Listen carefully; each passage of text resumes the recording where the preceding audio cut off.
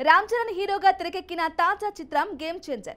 ఈ సినిమాను క్రిస్మస్ కానుకగా విడుదల చేయనున్నట్లు నిర్మాత దిల్ రాజు ఇటీవల వెల్లడించారు.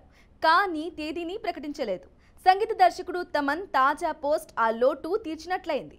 వచ్చే వారం నుంచి డిసెంబర్ 20 వరకు ఈవెంట్స్, ప్రచార చిత్రాలుంటాయి, సిద్ధంగా ఉండండి అంటూ అప్డేట్ ఇచ్చారు.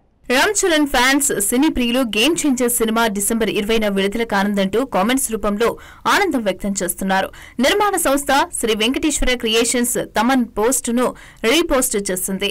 ఇక శంకర్ దర్శకత్వంలో రూపొందుతున్న political action drama film Game Changer Charan ద్విపాత్రాభినయం చేసినట్టుగా సమాచారం. కియారా అద్వానీ హీరోయిన్, శ్రీకాంత్, ఎస్జే సూర్య, అంజలి, నవీన్ చంద్ర ఇందులో కీలక పాత్రలు పోషించారు. ఈ సినిమా గురించి శంకర్ ఓ సందర్భంలో మాట్లాడుతూ, నేను తెరకెక్కించిన తమిళ చిత్రాలకు తెలుగులో మంచి ఆదరణ దక్కింది. అందుకే నేరుగా తెలుగులోనే ఓ సినిమా తీయాలని ఎప్పుడూ అనుకుంటూ ఉండేవాణ్ణి. ఆ మేరకే చేసిన కొన్ని ప్రయత్నాలు విఫలమయ్యాయి. ఎట్టకేలకు గేమ్ చేంజర్ తో నా కళ నెరవేరుతోంది.